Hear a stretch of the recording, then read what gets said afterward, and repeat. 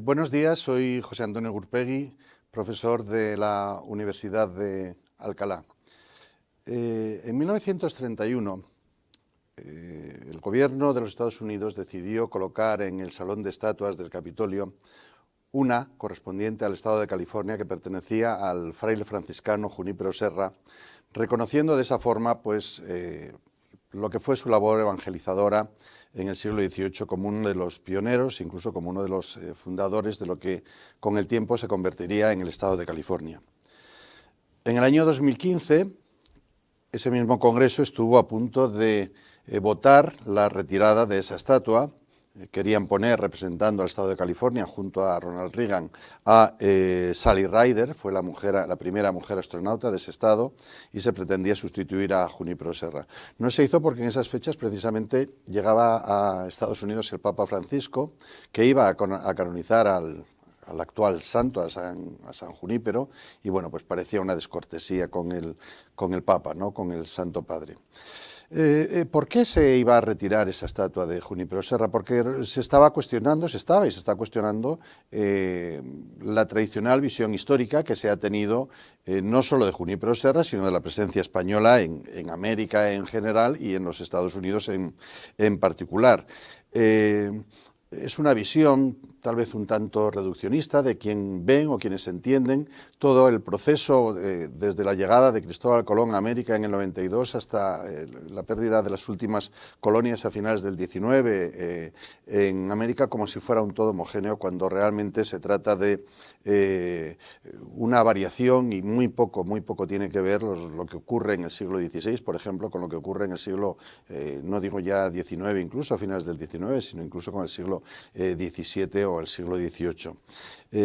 Estamos asistiendo, como digo, a un revisionismo histórico con una vertiente indigenista y también asistido por lo políticamente correcto, por el mensaje políticamente correcto, según el cual el descubrimiento sería un encuentro cultural, la conquista no fue sino un ensañamiento que llevó a la esclavitud, al asesinato, a la muerte y a la tortura, ¿no?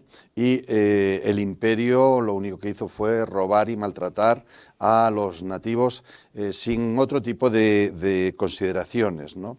Desde mi punto de vista se trata de un planteamiento tremendamente reduccionista, cuando en realidad el proceso de conquista propiamente dicho, lo que se entiende como conquista, ocurre durante los 50 primeros años, más o menos, en las 5 primeras décadas, y por supuesto que hubo personas muy desalmadas y hubo aspectos que propiciaban que aquellas personas avariciosas de alguna forma pudieran tener carta blanca para hacer lo que quisieran, ¿no? Estoy pensando concretamente en este momento en la encomienda o la mitra, ¿no? O estoy pensando en conquistadores como Beltrán Nuño de Guzmán, pero todos esos excesos realmente fueron corregidos dentro de los parámetros del momento. Por ejemplo, Nuño de Guzmán, que citaba hace un momento, fue detenido, fue juzgado y fue encarcelado, y de hecho muere en prisión precisamente por los excesos que comete en contra de los indios, ¿no? Y también la violencia, por otra parte, se daba entre los propios españoles, con las disputas y con las rencillas que tenían continuamente entre ellos, ¿no? Este propio Nuño de Guzmán, y lo mencionaré a lo largo de la conferencia, tuvo sus problemas con Hernán Cortés, pero sobre todo las grandes disputas se dieron en el territorio inca, en el territorio de Perú, con todo lo que ocurre con Pizarro y con sus descendientes y todo lo que ocurre allí, ¿no? Pero bueno, sirva esta introducción, o ha servido esta introducción para como una suerte de entremés antes de entrar en lo que nos ocupa, que es la Santa Expedición, lo que fue la Santa Expedición que lleva a cabo Portolá, el leridano Portolá, y el balear, el mallorquín de Petra, Junípero Serra, ¿no?, en el siglo XVIII. Y viene a cuento también por que lo que está ocurriendo en estos momentos con pues el ataque a las distintas estatuas, y de forma muy particular o de forma muy singular a la de Fray Junípero Serra. Esta expedición, esta Santa Expedición, como vino a denominarse, es entendida en cierta forma como el inicio de la colonización del actual estado de California. Quiero apuntar de entrada que cuando me estoy refiriendo a California no pensemos únicamente en el estado, sino que la extensión era tremendamente mayor. Lo primero se distinguía entre la Baja California y la Alta California, o la Vieja California y la Nueva California, o el septentrión hispano. Y en el caso de la California a la que nos estamos refiriendo, o a la que me voy a referir en esta conferencia, se trata fundamentalmente de unos territorios que no es solo California, sino que también es Arizona, incluso Utah, parte de Colorado, es decir, era un magno territorio en ese momento, ¿no? Y es cierto, ¿no? O sea, los primeros españoles que comienzan a deambular por esos territorios, ¿no?, partiendo desde San Diego hacia el norte en busca de Monterrey, son estos expedicionarios. Entonces, en ese sentido, sí se puede decir que marca el inicio. Pero realmente lo que esta expedición, desde mi punto de vista, es la conclusión de todo un proceso que se está extendiendo desde comienzos del siglo XVI, como iremos viendo, y en el que se van a coaligar para que se puedan llevar a cabo tres aspectos muy importantes, o en el que tenemos que entenderlo desde tres puntos de vista, desde tres premisas tremendamente importantes. Por una parte, los intereses geopolíticos de la corona española, ya desde comienzos del siglo XVI. Por otra parte, las transformaciones político-administrativas que va a suponer el cambio de dinastía de los Austrias a los Borbones. Y, en tercer lugar, el interés que tienen las órdenes religiosas, franciscanos, dominicos, jesuitas, etcétera, en la cristianización de esos territorios, ¿no? Esos tres aspectos, que son los que voy a comentar, desde mi punto de vista resultan fundamentales para entender después lo que será ya el último apartado de la conferencia, que será la propia expedición en sí, ¿no? Vamos con el primero de ellos, ¿no?, que sería el interés geopolítico de la corona española.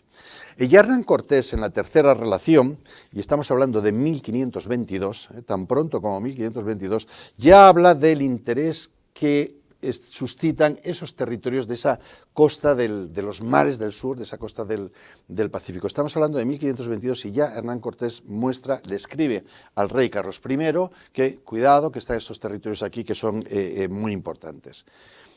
Carlos I le interesa efectivamente qué es lo que hay por ahí y ordena en origen buscar un estrecho que comiencen las expediciones con el fin fundamental de encontrar un estrecho. Es decir, el interés siempre era, o no siempre, hasta bien entrado el siglo XVIII, incluso hasta bien entrado el siglo XVIII, era encontrar un estrecho que uniera lo mismo que Magallanes lo unía por el sur. En el norte se entendía que debía haber otro estrecho uniendo el Atlántico y el Pacífico, el mítico estrecho de Anián que se estuvo buscando durante décadas, ¿no? 1524, la cuarta relación, Hernán Cortés sigue insistiendo en la necesidad de explorar esos territorios pacíficos. Y finalmente, en 1529, obtiene los permisos reales, los permisos de la corona, para explorar esos territorios. Bien es cierto que en este caso ya Hernán Cortés lo que quería era contrarrestar de alguna forma el poder que estaba teniendo Beltrán Nuño, que quería buscar el territorio de las Amazonas, donde se suponía que había oro y que había muchas riquezas, de piedras preciosas, muchas mujeres, y entonces la relación entre ambos era desastrosa, y Cortés lo que quería era un poco contrarrestar su la impronta, ¿no?, o el poder que podía adquirir su rival. Obtiene los permisos y Cortés va a organizar nada menos que 4 expediciones marinas, por supuesto, 4 expediciones marinas. La primera de ellas ya en 1532, se trata únicamente de obtener información, es una expedición un poco de observación, de saber un poco qué es lo que hay por allí. Después la del 33, que fue la segunda, una expedición nefasta en la que murió mucha gente, un auténtico desastre. Lo único que tuvo interesante fue que Fortún Jiménez, que era uno de los que iba en esa expedición, dijo, cuidado, por aquí hay bancos de perlas, que esto puede ser interesante, ¿no? Y después veremos cómo el tema de las perlas va a motivar algunas acciones. En la cuarta de ellas, en la cuarta expedición, se ve que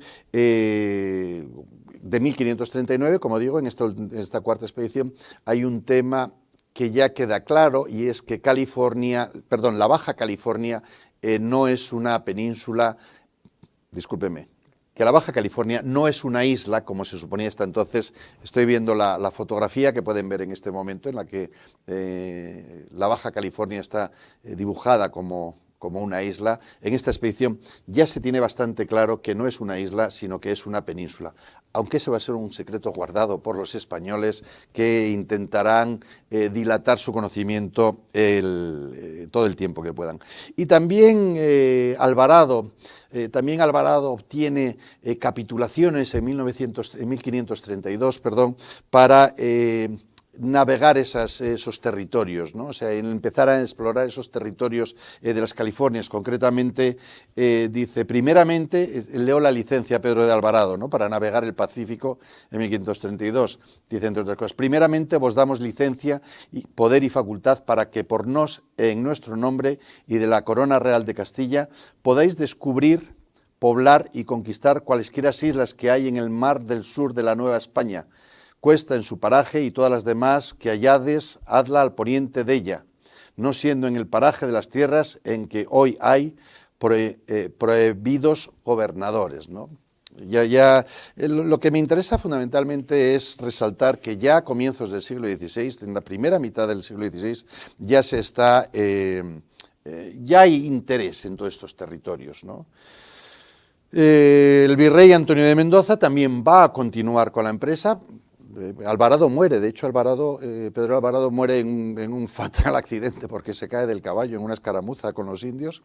Esa empresa que él había empezado, Pedro Alvarado, la hacía en asociación con el virrey Antonio de Mendoza. A la muerte de Alvarado, Mendoza decide continuar con la exploración de esas tierras y manda la expedición de Ruy López de Villalobos, ¿no? Porque lo que se trataba era de ver ese estrecho. La primera expedición también seria, auspiciada por Mendoza, ya entramos en expediciones más conocidas, la de Cabrillo, que va a llegar a lo que actualmente es San Diego, a la bahía de San Diego, y la va a describir, que él llama San Miguel. No tuvo mucha suerte con el nombre de San Miguel, que se lo cambiaron. Sí tuvo Cabrillo más suerte con el nombre de Alta California, que esa sí se la admitieron, ¿no? Esta es ya aquí, estamos viendo esa expedición de Juan Rodríguez Cabrillo y de Bartolomé Ferrelo, ¿no? Pero no son solo los españoles, quienes están interesados en estas expediciones. También los británicos, y concretamente Sir Francis Drake, parece ser que llega a estas costas, que Drake descubre el estrecho de Magallanes, lo atraviesa, sigue hacia el norte. Esta es una fotografía en la que representa a Sir Francis Drake llegando precisamente a California, ¿no? Algunos historiadores dudan de si realmente Drake llegó a California o no, porque este grabado pues es posterior. Bueno, en cualquier caso, vamos a ver después cómo los corsarios británicos, holandeses, franceses van a ser muy importantes en todo este proceso. En 1540, y estoy todavía en el siglo XVI, en 1540, Vázquez de Coronado, se siente tentado por las noticias de un cura que se llama Fray Marcos de Niza, que dice que ha entrado por el territorio, se ha entrado por el norte, y que aunque no llegó a estar físicamente en las famosas 7 ciudades doradas de Cíbola, sí que las vio en la lejanía, doradas ciudades donde las paredes son de oro, donde hay abundante riqueza, etcétera, ¿no? Fray Marcos de Niza ha dicho por otro lado que había seguido un poco esas leyendas también de la expedición de Álvar Núñez Cabeza de Vaca y esas fantasías que contara Dorantes, ¿no? Entonces de Dorantes va Fray Marcos de Niza, de Fray Marcos de Niza va a Vázquez de Coronado, que inicia esta gran expedición buscando esas ciudades doradas de Cíbola, que obviamente no las encuentra, suponen para él su ruina económica, y bueno, pues sí que de forma anecdótica pues podemos decir que se descubre, esta es la expedición de Vázquez de Coronado, sí que se descubre el Cañón del Colorado. También hay una expedición marina, esto va a ser algo muy constante, expedición terrestre, expedición marina de aprovisionamiento, que como vemos entra por el Golfo de California, entonces ya sí se tiene ya muy claro también que eso es una península. Aquí tenemos una imagen de la expedición de Coronado. Y es un fracaso y bueno, hasta ahí llega esta expedición que en la que ya se sabe, ya se distingue bastante bien, de forma bastante clara, el territorio de la Baja California, el territorio de la Alta California, Vieja California, Nueva California, ¿no? Sigo en el siglo XVI porque va a ocurrir un acontecimiento fundamental para el devenir de estos territorios, que es el año 1565, cuando el fraile Urdaneta encuentra el tornaviaje. ¿Qué era el tornaviaje? El famoso tornaviaje es, a las naves les resultaba muy fácil, muy sencillo, viajar desde América, desde las costas del Pacífico de América hasta Filipinas, para hacer negocios, pero debido al Tratado de Tordesillas no podían seguir circunvalando la tierra, sino que debían regresar a España por el mismo sitio.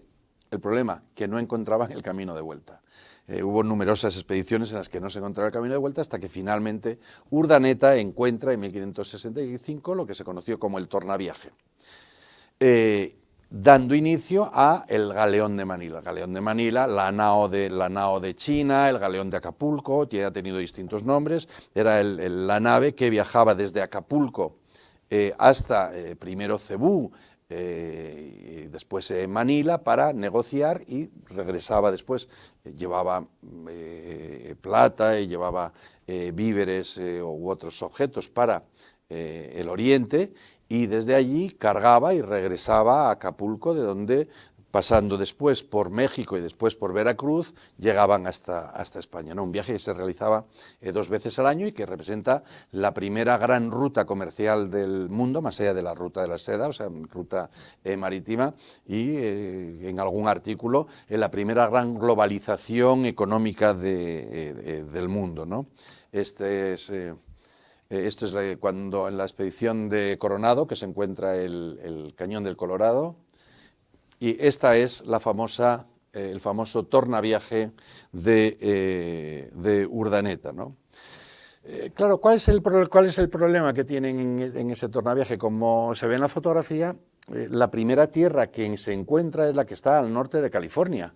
Esto habría unas posibilidades ciertamente muy interesantes para ese territorio, ¿no? Porque lo normal era, bueno, pues si este es el primer sitio donde llega el galeón, pues aquí establecemos nuestra comunidad y a partir de aquí empezamos a negociar. Pero había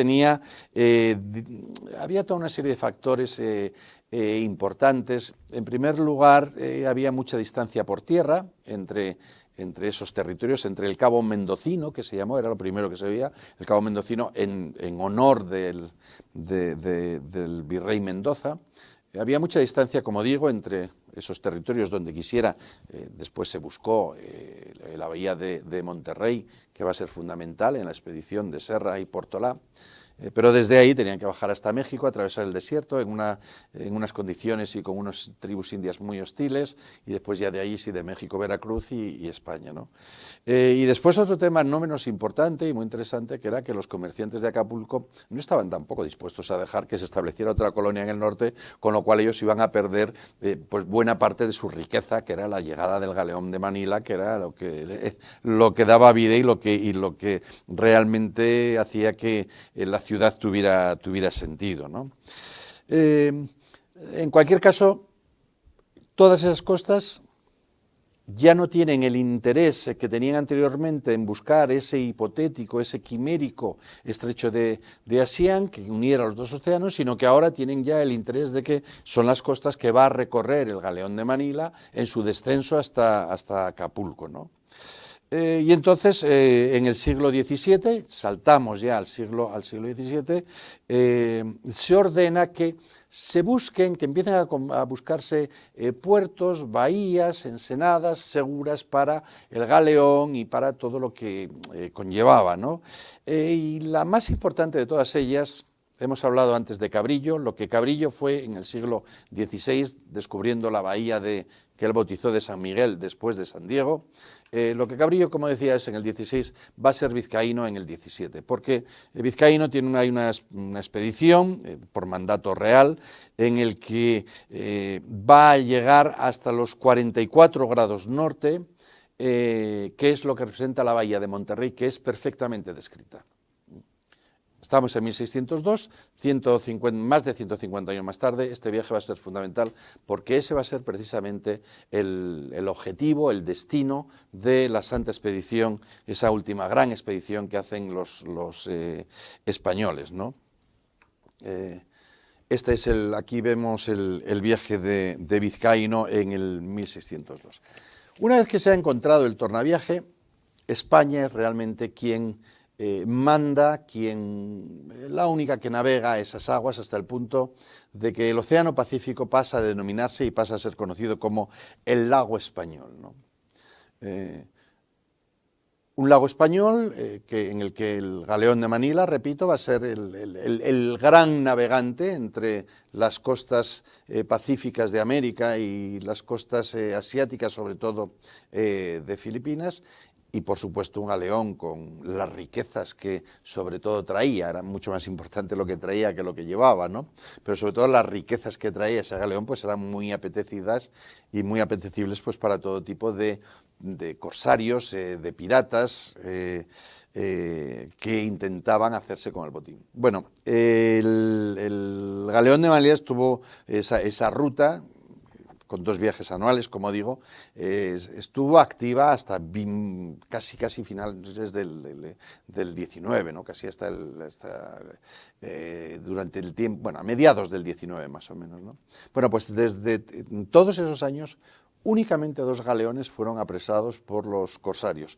Uno fue en 1587, con Cavendish, el famoso pirata Cavendish, fue el que apresa el primer galeón en ese año, y después otro pirata que se llamaba Wooden Rogers apresó en 1709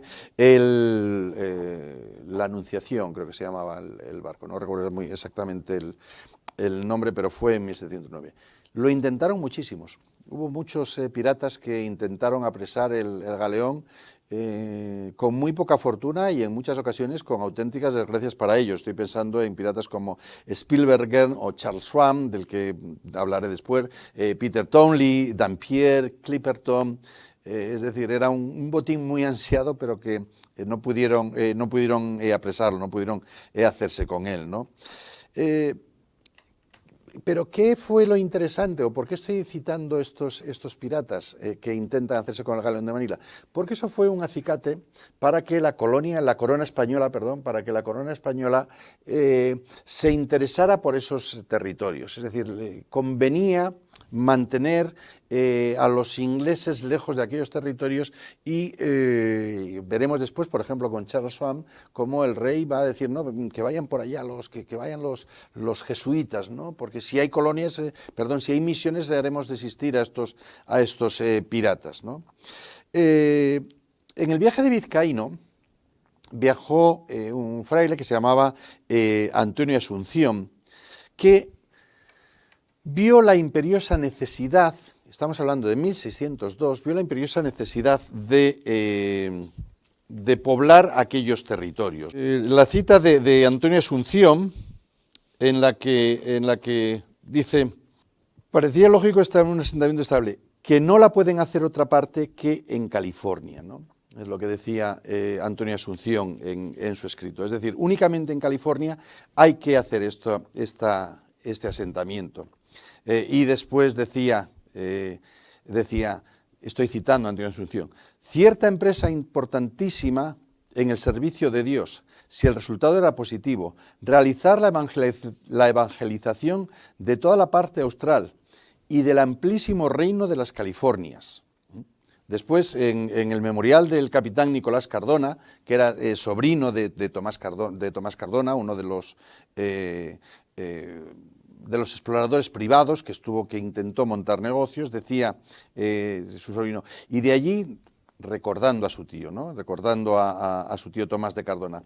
Y de allí atravesó a tomar la tierra de la California, en que tardó 24 horas hasta dar fondo en ella, y otro día por la mañana desembarcó con 2 padres de la Orden de San Francisco que llevaba, y con sus soldados, y en nombre de Dios nuestro Señor y de vuestra Majestad, plantó la cruz santísima de nuestra redención, y tomó posesión de la tierra por fe de escribano, en la forma que se acostumbra en tales descubrimientos, y luego empezó a costear por la banda de dentro de la dicha California.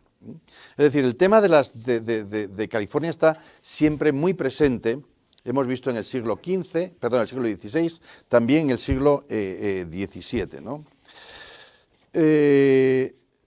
Felipe III permite la exploración de estas tierras, lo que hemos visto de Tomás de Cardona, por ejemplo. Juan de Iturbe también es otro de los empresarios. Estos no son ni tan siquiera, son auténticos empresarios que intentan obtener beneficio, lo que decía antes, de las perlas. Estudian a ver qué posibilidades hay o cómo se pueden encontrar perlas en esos territorios, ¿no?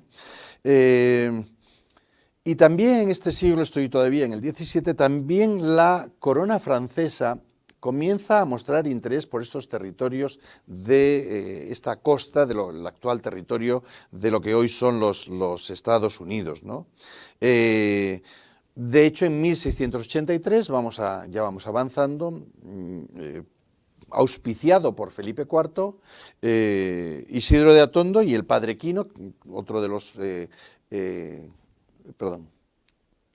Y el padre Quino van a fundar la primera de las colonias importantes de aquellos territorios, que va a ser la de San Bruno, ¿no?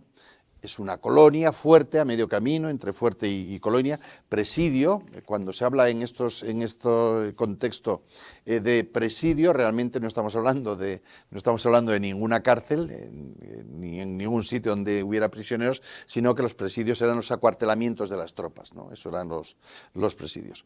Bien, entonces, ¿cuál es el siguiente punto importante? El cambio de dinastía, ¿no? Que eso va a ser fundamental. Decía al principio de la conferencia cómo muchas veces se habla de conquista en una forma homogénea y es muy, muy distinta lo que ocurre en un siglo a lo que ocurre en otro. Pero el punto de inflexión es el cambio de los Austrias a los Borbones. ¿Qué ocurre con los Borbones? Los Borbones tienen una determinación mucho mayor a controlar los territorios, a diferencia de los Austrias, ¿no?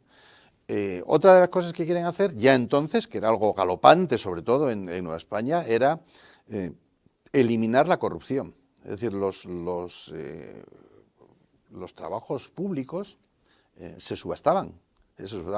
El recolector de Hacienda se subastaba al mejor postor, ¿no? E incluso hubo tentaciones de subastar el puesto de virrey, a ver quién daba más dinero. Y la corrupción era galopante en esos momentos. Los Borbones están dispuestos a terminar con ello. Desde luego no van a dejar ni mucho menos tanta autonomía como dejaban los Austrias, ¿no? Sino que quieren tener un control mucho mayor. Y también quieren obtener mayores beneficios, sobre todo del galeón de Manila. Esta es la San Bruno. Quieren obtener muchos más beneficios del galeón de Manila en su tornaviaje. Estamos hablando de una de las rutas comerciales más importantes, si no la más importante, del siglo XVII, siglo XVIII, y ahí tenía que haber algún tipo de control en esta ruta, ¿no? Vemos el galeón de Manila, como iba hasta Filipinas, el tornaviaje, llegando en la parte norte, Acapulco. Por ejemplo, uno de los temas con el galeón de Manila era que mucha de la mercancía que llegaba, dicho sea de paso, los barcos cada vez eran más grandes, obviamente, los barcos cada vez eran más grandes y podían transportar mayor tonelaje. Hay referencia absolutamente de todos los viajes que se realizaron, ¿no?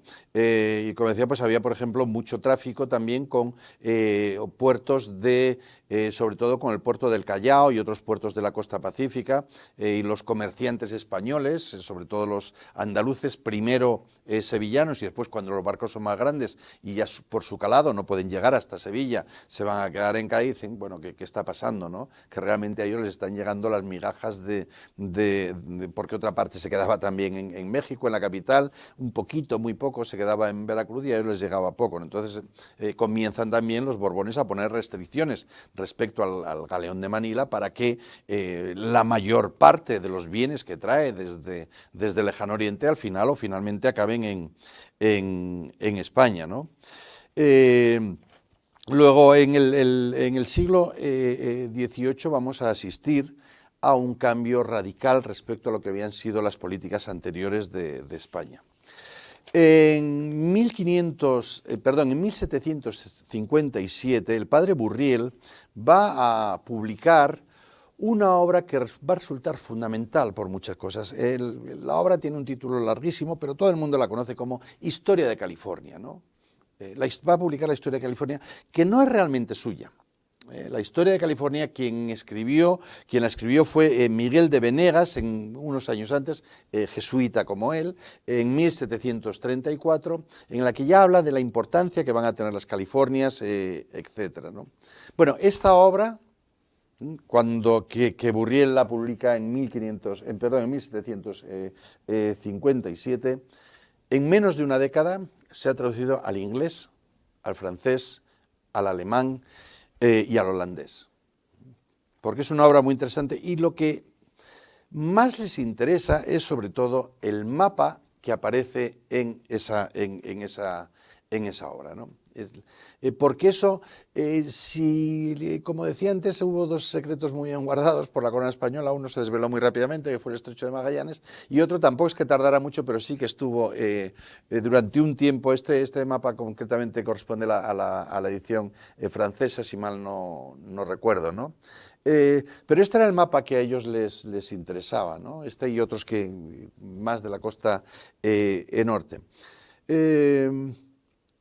Porque va a ser el primer referente que van a tener naciones como Francia, sobre todo, fundamentalmente Francia, y también Inglaterra sobre estas costas. En este momento, estamos a mediados del 18, la corona española temía bastante la posibilidad de que Eurasia y el continente americano estuviesen unidas por el norte. No habían encontrado ese estrecho que uniera los dos océanos, y temía la corona española que realmente los dos continentes estuvieran unidos, ¿no? A mediados del 18 ya se tuvo constancia del estrecho de Bering, sobre todo por unos navíos españoles apresaron a unos franceses y tuvieron noticia de unas ballenas que habían cruzado, etc. Entonces la corona española, digamos que respiró tranquila en ese momento ante el hecho de que no estuvieran unidos, no fuera posible una invasión de alguna forma por tierra, ¿no? Pero lo que no esperaba España era que ese interés que originalmente había mostrado Francia y por supuesto también Inglaterra. No podemos hablar de la expedición de Bodega y Cuadra más hacia el norte, por obvios motivos, no es este el tema hoy, pero aparece en escena una nueva potencia que hará que todo cambie, ¿no? Y esta potencia es Rusia, ¿no? Claro, con Rusia todo cambia, ¿no? Los rusianos, como les llamaba el padre Burriel, ¿no? Que decía la importancia que tenían los rusianos, porque estaban descendiendo hacia el sur, y podía eso causar un grave estropicio, ¿no? Hablaba el padre Burriel de los rusianos o moscovitas, ¿no? Decía, los rusianos o moscovitas pusieron pie a tierra en 55 grados y 33 minutos de latitud de esta costa, la de California. Y se pregunta el padre Burriel ya en la edición, se dice, ¿por qué no podrán bajar en otras navegaciones los rusianos hasta el mismo Cabo Blanco y hasta el Cabo San Lucas si la California se abandonara por los españoles? Y después va a concluir defendiendo la necesidad de establecer asentamientos en la California del Norte, en la Alta California, ¿no? Y dice, desde el Cabo de Corrientes y aun desde el mismo puerto de Acapulco hacia el norte, no se pueden tener seguridad las costas americanas sobre el Mar del Sur, mientras no estuviere sujeta a Dios y el Rey Católico, la California. Estamos ya a mediados del 18 y cada vez resulta más imperioso, esa necesidad de poblar esas tierras. Bien, hemos visto cómo la importancia geopolítica que tiene este territorio, como primer punto de los que hemos comentado. El segundo punto era el de las transformaciones borbónicas, ¿no? Felipe V inicia toda una serie de reformas respecto a los territorios de ultramar, respecto a las provincias de ultramar, nunca colonias, es un término que nunca llegaron a utilizar, el término colonia, que alcanzará su máxima expresión con Carlos III, ¿no? Con Carlos III dice el profesor Salvador Bernabeu, dice, la Nueva España se convirtió en el siglo XVIII en la posesión ultramarina más rica de los Borbones, dictándose numerosas medidas para convertirla en una auténtica colonia, al servicio de la península durante los reinados de Carlos III y Carlos V, cuyos ministros quisieron gobernarla según las máximas del despotismo ilustrado y convertirla en una permanente fuente de riqueza para pagar las necesidades financieras de la corona, que se habían incrementado en todos los rubros: marina, ejército, gastos de la corte y la familia real, defensa de las fronteras, etc. Con Carlos III, como digo, Nueva España en general y el septentrión hispano, como se llamaba, el septentrión hispano, va a alcanzar una importancia capital, ¿no? De manera que Carlos III, en todas sus reformas, en toda la reforma que él quiere llevar en España, dentro de lo que es el despotismo ilustrado, entiende que esa zona que todavía queda por colonizar, que todavía queda por asentarse definitivamente, puede ser precisamente su modelo social, el modelo social del despotismo ilustrado. Y ese va a ser su propósito, y eso va a ser su intento, cuando propugna la colonización, la expedición, la que se conoce como Santa Expedición a California. Y para ello tuvieron que conjugarse toda una serie de cosas, pero fue fundamental, en el resultado final, fue fundamental las tres personas que van a entrar a colación en esta expedición. Por una parte, el visitador José de Gálvez, visitador que había sido enviado precisamente para ver, hemos estado hablando antes de la corrupción, para ver cómo se podía eliminar la corrupción en el territorio de Nueva España. Un militar leridano, que ya lo he citado, Gaspar de Portolá, y por último el fraile Junípero Serra, ¿no? José de Gálvez, en primer lugar, era un convencido ilustrado, ¿no?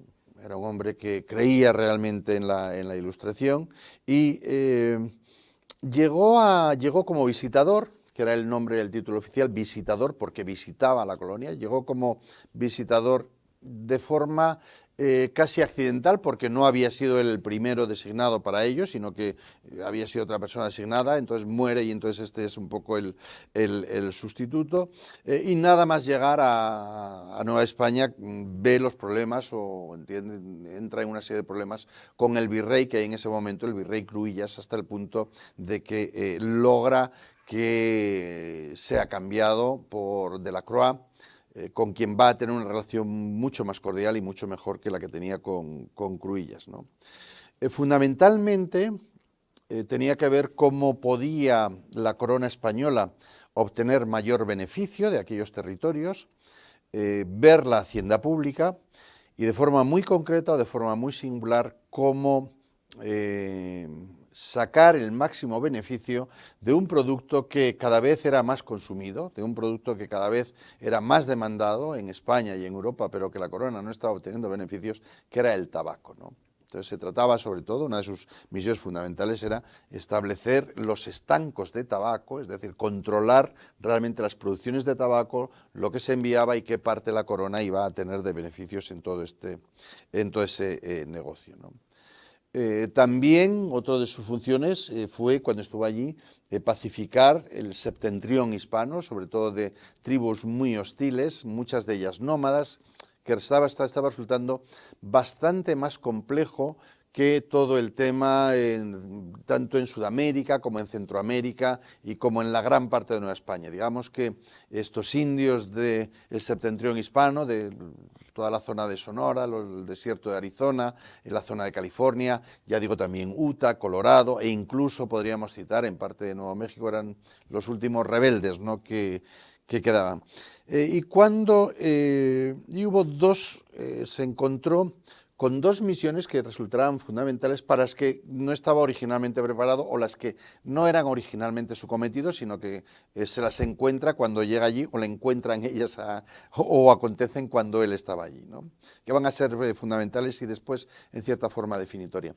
Por una parte la expulsión de los jesuitas de los territorios españoles y por otra parte la orden de colonizar Alta California,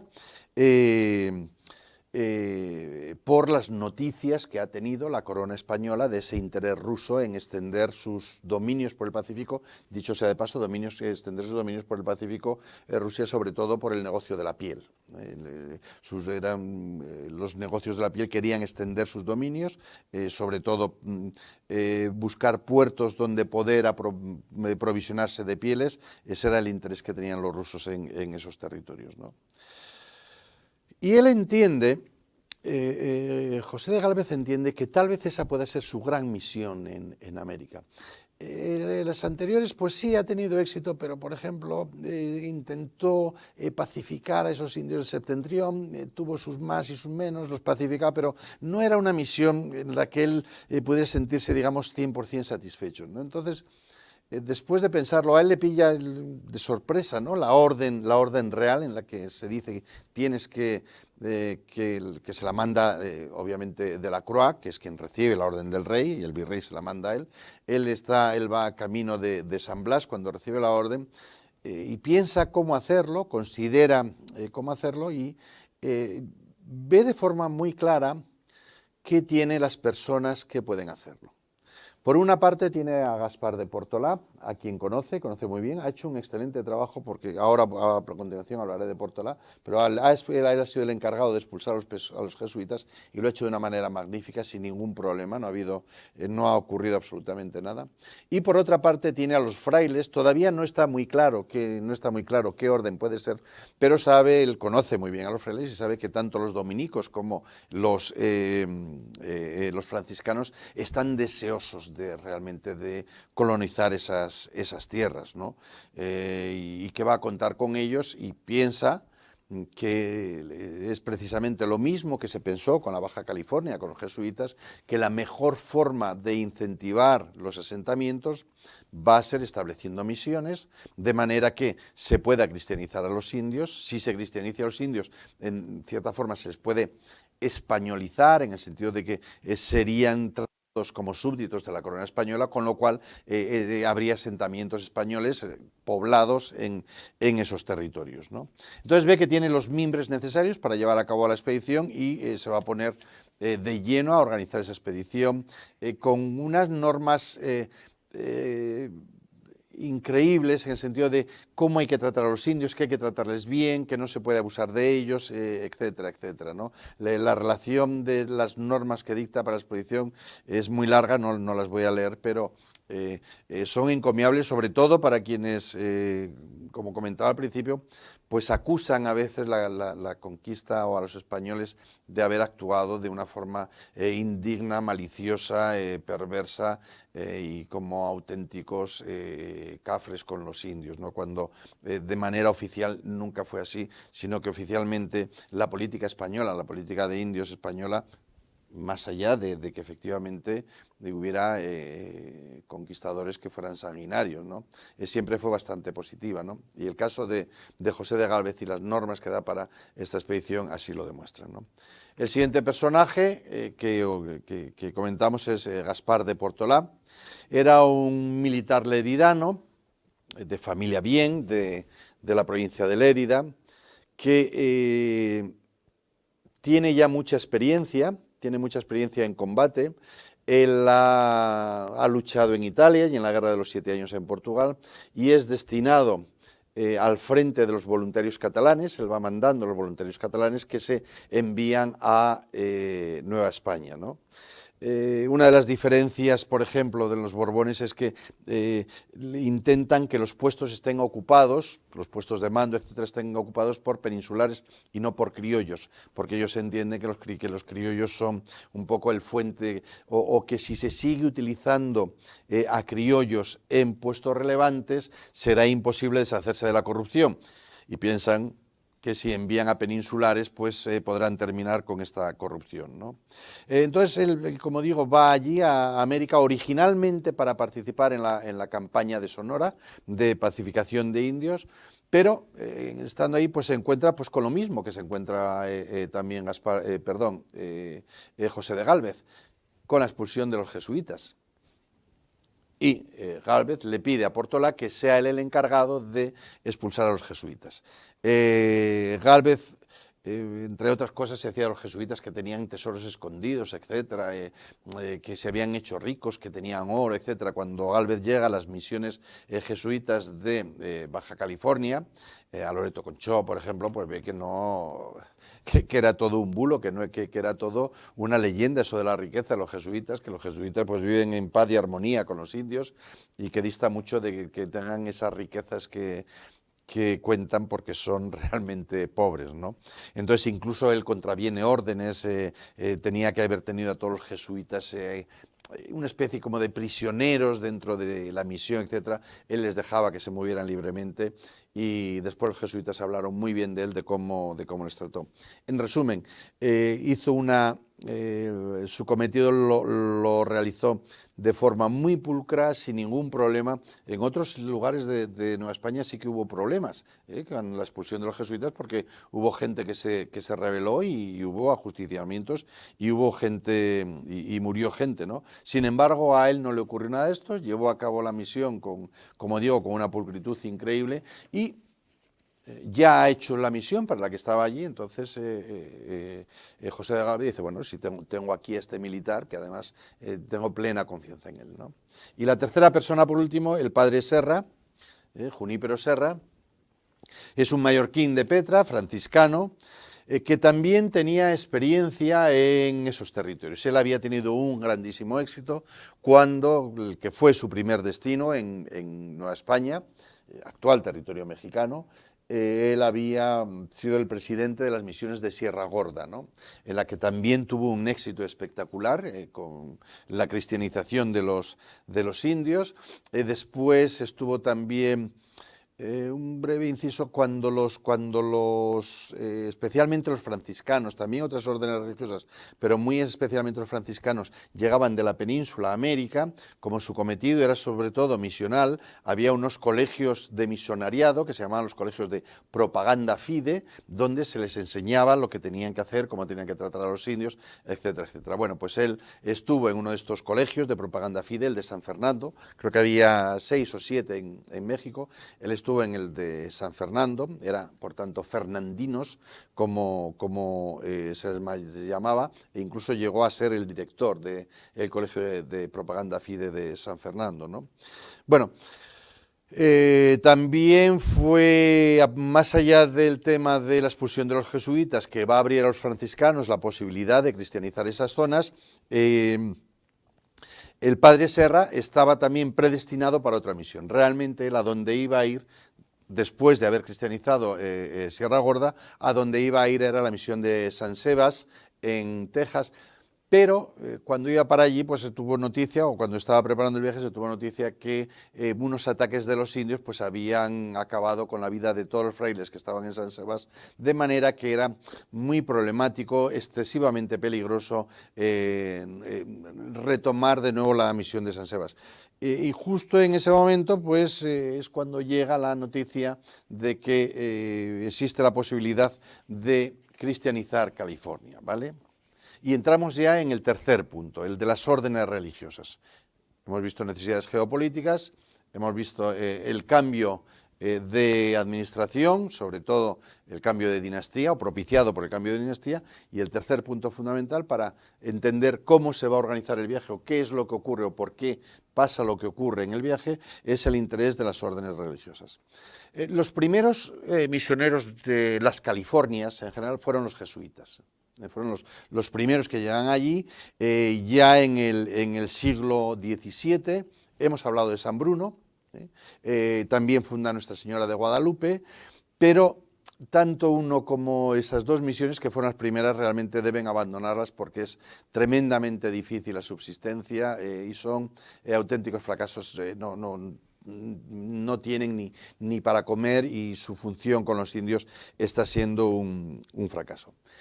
Como he dicho, y sigo en el siglo XVII, ese viaje de Charles Swann, del pirata que está acechando al galeón de Manila, aunque nunca lo consigue, motiva que la corona española diga, bueno, no podemos dejar que los ingleses campen a sus anchas, piratas ingleses, campen a sus anchas por el Pacífico, por nuestro lago español, y la mejor forma va a ser establecer misiones. Si nosotros logramos establecer misiones, los curas van a hacer que sean unos asentamientos estables, y conseguiremos que, en definitiva, conseguiremos que estas incursiones piratas desistan ante el peligro que tienen que encontrar ahí. El virrey Portocarrero, de hecho, estoy en el siglo XVII, el virrey Portocarrero les ofrece 40.000 pesos para que establezcan misiones, pero los jesuitas, después de los dos fracasos que habían tenido, tanto en Nuestra Señora de Guadalupe como en San Bruno,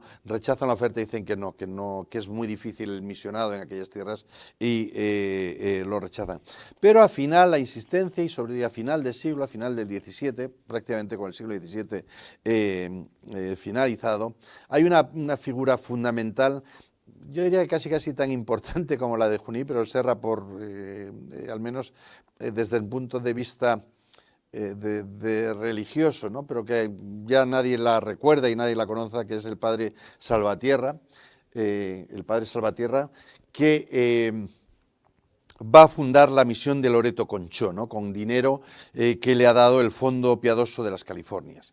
Y Felipe V va a auspiciar de nuevo esos asentamientos misionales, porque cree que es fundamental.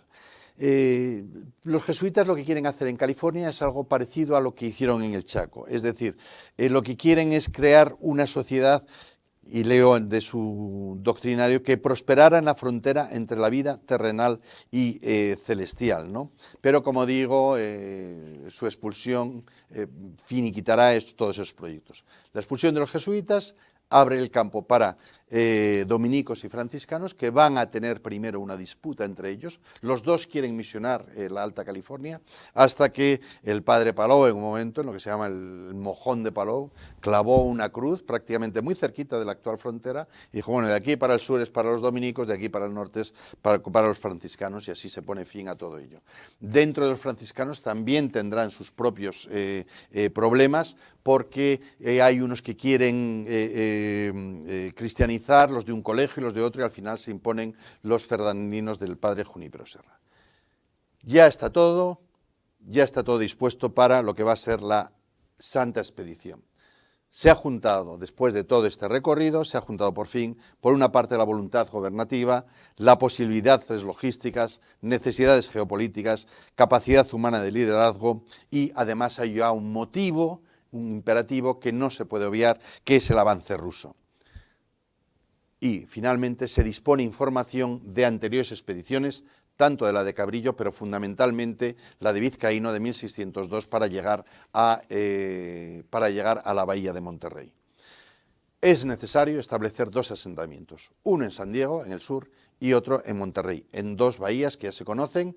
Habrá asentamientos, se da cobertura al galeón de Manila, se detiene el avance de los rusos y se abren nuevas expectativas para crear un tipo de sociedad en la que nativos y españoles convivan de acuerdo a los postulados del despotismo ilustrado.